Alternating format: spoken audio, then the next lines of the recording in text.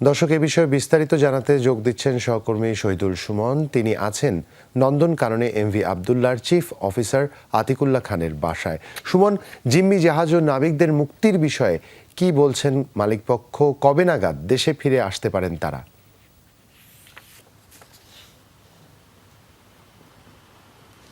জোবাইর, মুক্তির খবরে কিন্তু এখন 23 নাবিকের পরিবারেই আনন্দের বন্যা বইছে। তারপরে তাদের পরিবারের সদস্যরা আসলে বলছেন যে যতক্ষণ পর্যন্ত নিজের চোখে এবং বুকে পাবেন না নিজের স্বজনদেরকে, ততক্ষণ পর্যন্ত যে মনের অস্থিরতা সেটি আগের মতোই থাকবে। আমরা এই মুহূর্তে আসলে জিম্মি নাবিক অর্থাৎ ওই এমভি আবদুল্লাহ জাহাজের যিনি প্রধান কর্মকর্তা ছিলেন আতিকুল্লাহ খান, তার বাসায় রয়েছি।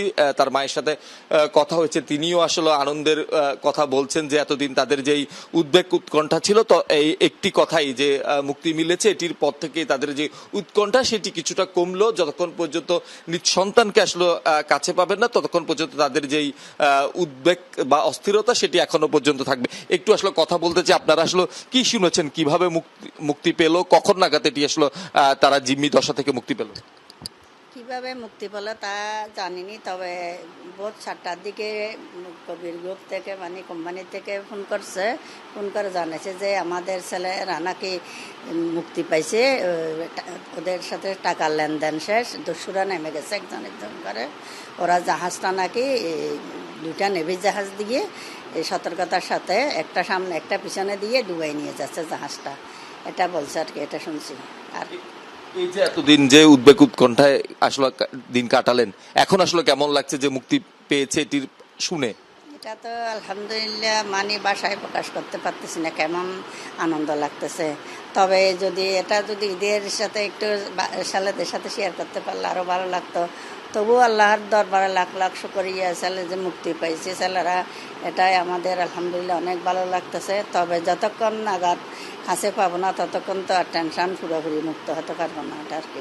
কবে নাগাদ সে দেশে আসবে, এখানে আসবে, শেষ কোনো কথা হয়েছে কিনা? এগুলো কোনো কিছু জানিনি আমরা, শুধু এতটুকু জানি যে ওরা মুক্তি পাইছে, জাহাজটা ছেড়ে দিয়েছে, দুবাই নিয়ে যাচ্ছে 2টা নেভি জাহাজ দিয়ে, এতটুকু শুনছি। ছেলের সাথে তো কথা হয়েছিল বুধবার থেকে আর কোনো কথা হয়নি ছেলের সাথে। সর্বশেষ যখন কথা হয়েছিল তখন কি জানিয়েছিল? জানিয়েছিল যে ওরা ঈদ করছে, জাহাজে সবাই মিলে ঈদ করছে, এটা জানাইছে, আর একটা ছবি পাঠাইছিল। এখন আসলে কাকে ধন্যবাদ দিবেন সবচেয়ে বেশি?